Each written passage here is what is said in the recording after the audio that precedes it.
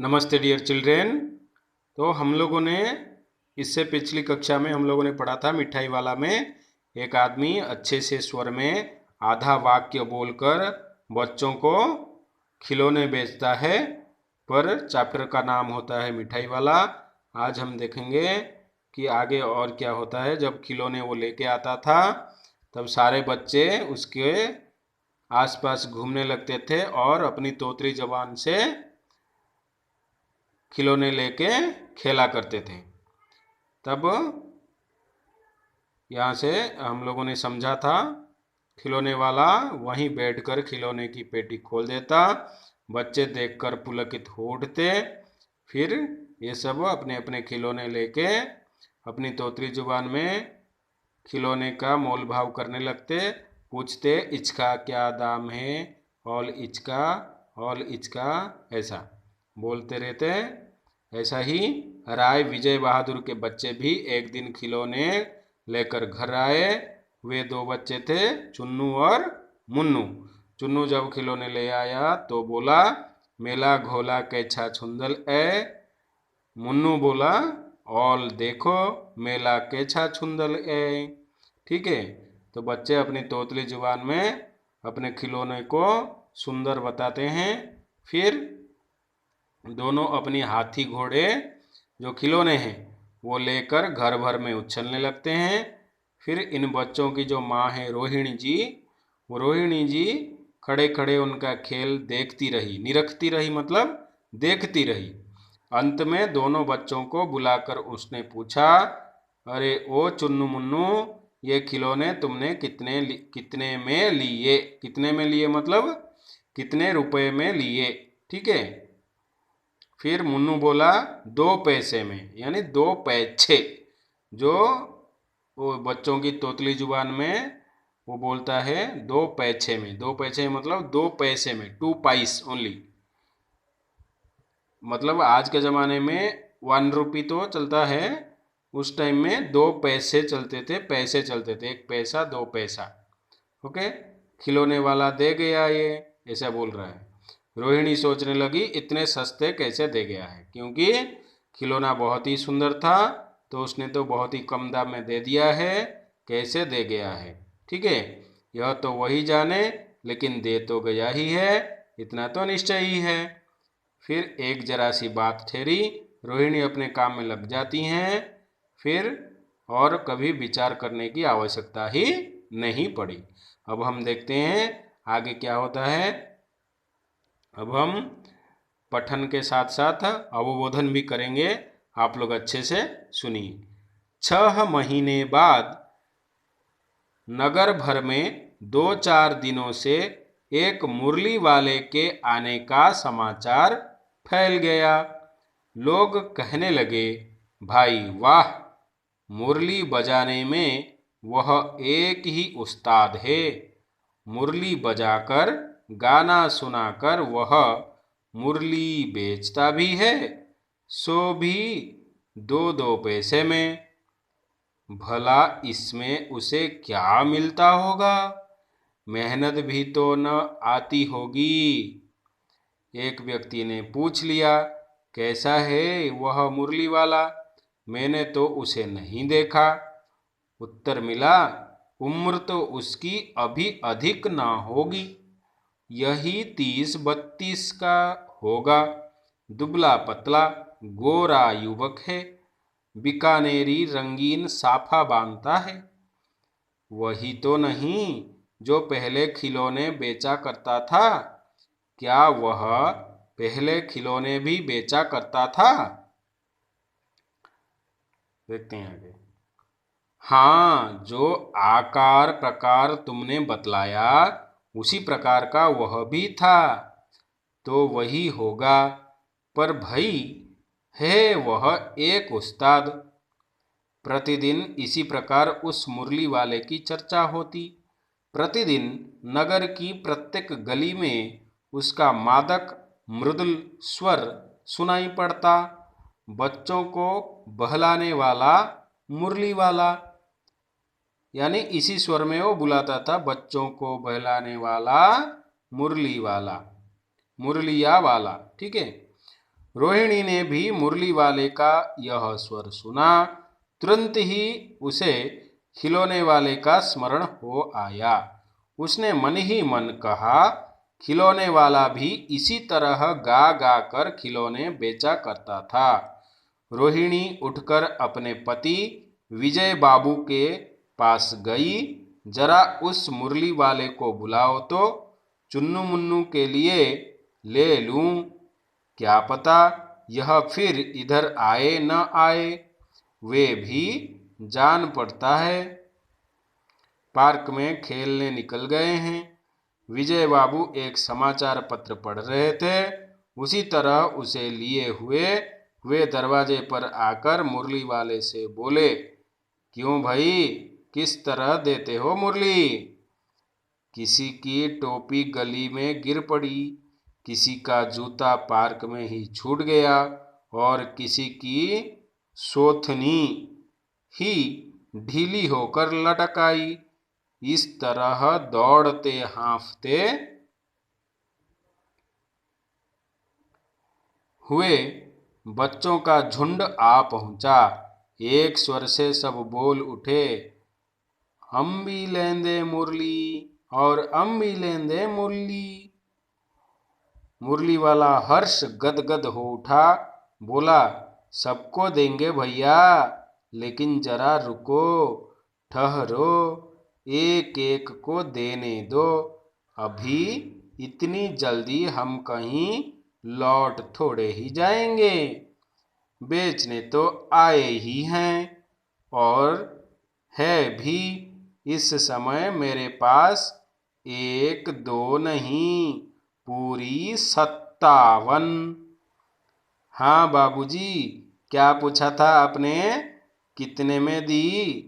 दी तो वैसे 3-3 पैसे के हिसाब से हैं, पर आपको 2-2 पैसे में ही दे दूंगा। विजय बाबू भीतर बाहर दोनों रूपों से मुस्कुरा दिए। मन ही मन कहने लगे, कैसा है? देता तो सबको इसी भाव से है, पर मुझ पर उल्टा एहसान लाद रहा है। फिर बोले, तुम लोगों की झूठ बोलने की आदत होती है। देते होगे सभी को 2-2 पैसे में, पर एहसान का बोझा मेरे ही ऊपर लाद रहे हो। मुरली वाला एकदम अप्रतिभ हो उठा। बोला, आपको क्या पता बाबूजी कि इनकी असली लागत क्या है? यह तो ग्राहकों का दस्तूर होता है कि दुकानदार चाहे हानि उठाकर चीज क्यों ना बेचे, पर ग्राहक यही समझते हैं दुकानदार मुझे लूट रहा है। आप भला काहे को विश्वास करेंगे? लेकिन सच पूछिए तो बाबूजी, असली दाम 2 ही पैसा है। आप कहीं से 2 पैसे में ये मुरली नहीं पा सकते। मैंने तो पूरी 1000 बनवाई थी, तब मुझे इस भाव पड़ी है। विजय बाबू बोले, अच्छा, मुझे ज़्यादा वक्त नहीं, जल्दी से 2 ठो निकाल दो।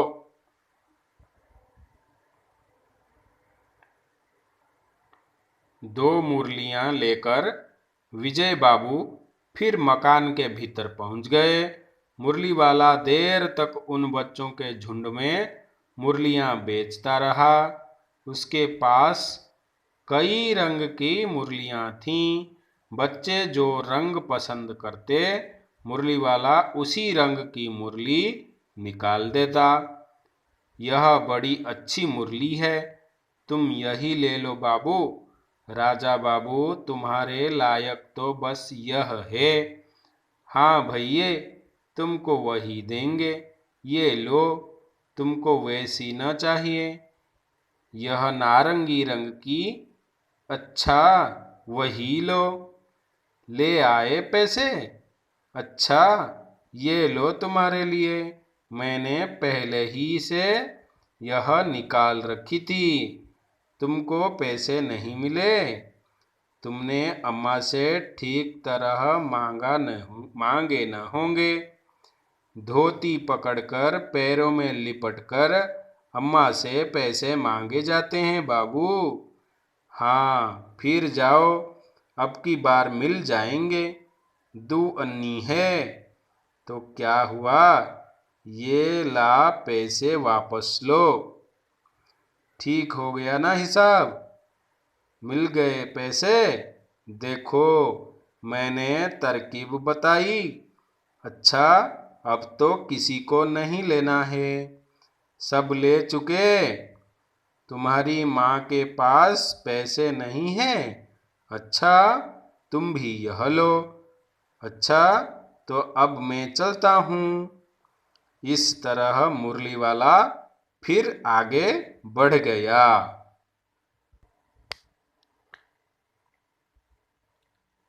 आज अपने मकान में बैठी हुई रोहिणी मुरली वाले की सारी बातें सुनती रही।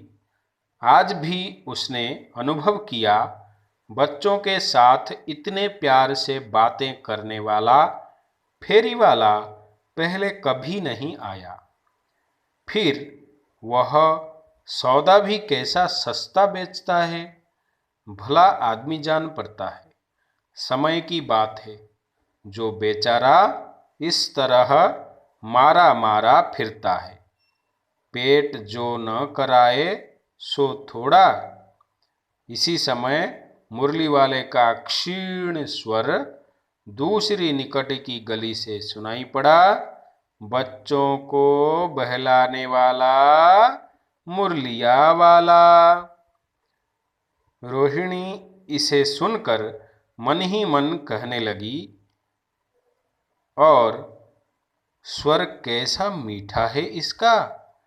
बहुत दिनों तक रोहिणी को मुरली वाले का वह मीठा स्वर और उसकी बच्चों के प्रति वे स्नेहसिक्त बातें याद आती रहीं। महीने के महीने आए और चले गए, फिर मुरली वाला न आया। धीरे धीरे उसकी स्मृति भी क्षीण हो गई। 8 मास बाद, यानी 8 महीने के बाद क्या होता है? सर्दी के दिन थे। रोहिणी स्नान करके मकान की छत पर चढ़कर आजानुलंबित केश राशि सुखा रही थी। इस समय नीचे की गली में सुनाई पड़ा, बच्चों को बहलाने वाला मिठाई वाला। मिठाई वाले का स्वर उसके लिए परिचित था। झट से रोहिणी नीचे उतर आई। उस समय उसके पति मकान में नहीं थे। हाँ, उनकी वृद्धा दादी थीं। रोहिणी उनके निकट आकर बोली, दादी, चुन्नू मुन्नू के लिए मिठाई लेनी है, जरा कमरे में चलकर ठहराओ। मैं उधर कैसे जाऊं? कोई आता ना हो। जरा हटकर मैं भी चिक की ओट में बैठी रहूंगी।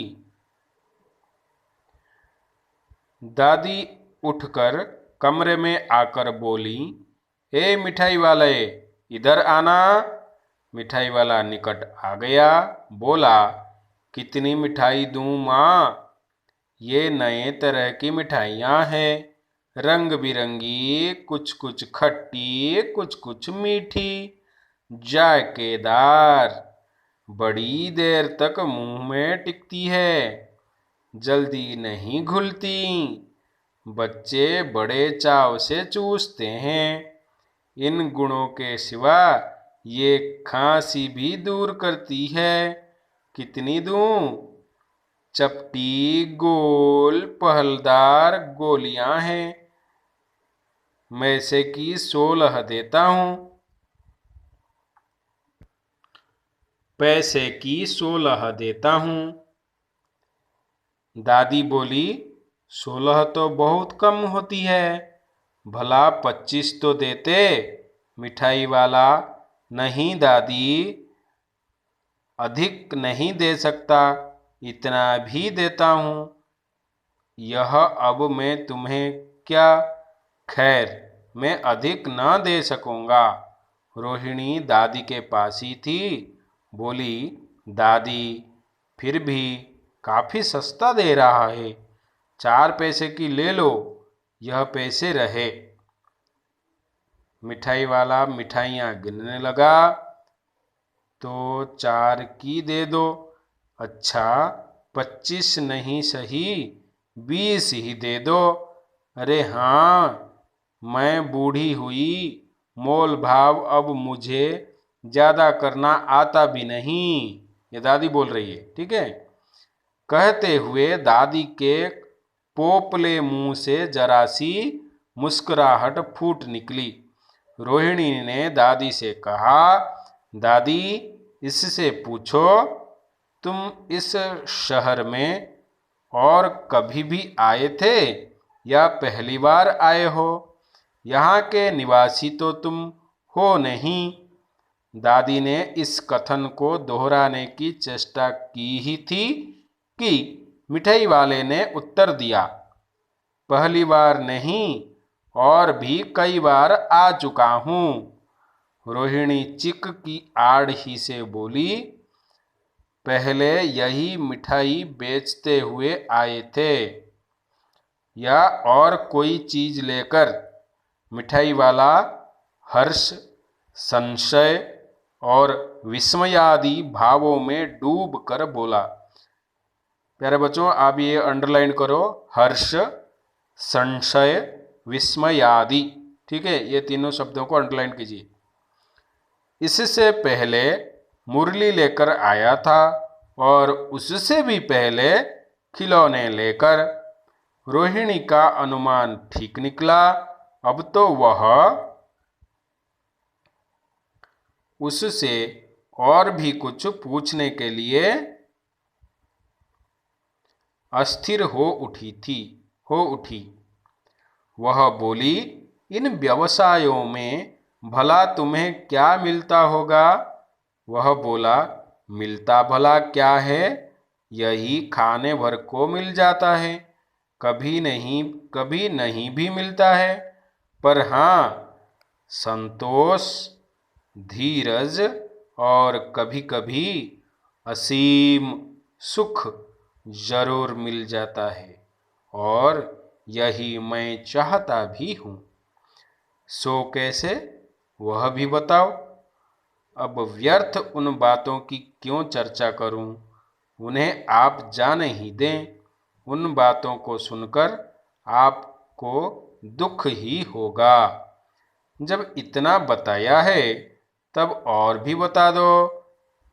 मैं बहुत उत्सुक हूँ, तुम्हारा हर्जाना होगा, मिठाई मैं और भी ले लूंगी। अतिशय गंभीरता के साथ मिठाई वाले ने कहा, मैं भी अपने नगर का एक प्रतिष्ठित आदमी था। मकान, व्यवसाय, गाड़ी घोड़े, नौकर चाकर सभी कुछ था। स्त्री थी, छोटे छोटे 2 बच्चे भी थे। मेरा वह सोने का संसार था।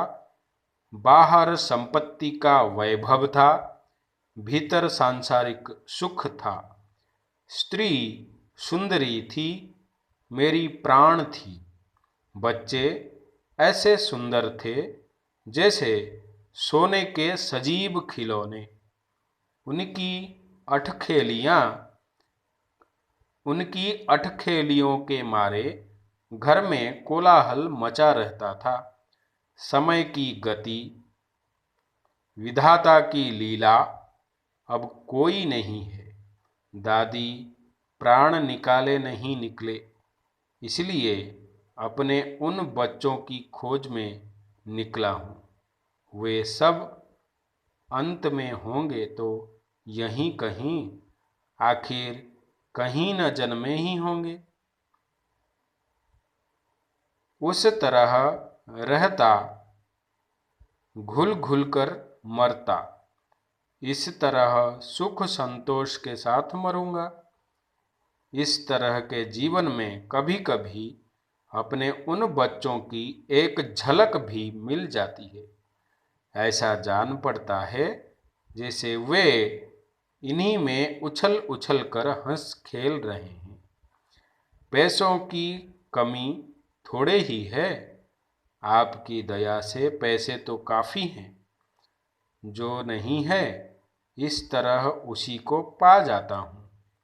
रोहिणी ने अब मिठाई वाले की ओर देखा। उसकी आंखें आंसुओं से तर तर हैं। इसी समय चुन्नू मुन्नू आ गए। रोहिणी से लिपटकर उसका आंचल पकड़कर बोले, अम्मा मिठाई। मुझसे लो, यह कहकर तत्काल कागज की 2 पुड़ियाँ मिठाइयों से भरी मिठाई वाले ने चुन्नू मुन्नू को दे दीं। रोहिणी ने भीतर से पैसे फेंक दिए। मिठाई वाले ने पेटी उठाई और कहा, अब इस बार ये पैसे ना लूँगा। दादी बोली, अरे अरे, न न, अपने पैसे लिए जा भाई। तब तक आगे फिर सुनाई पड़ा उसी प्रकार मादक मृदुल स्वर में, बच्चों को बहलाने वाला मिठाई वाला। ठीक है मेरे बच्चों, ये आपका मिठाई वाला चैप्टर बहुत ही अच्छा चैप्टर था।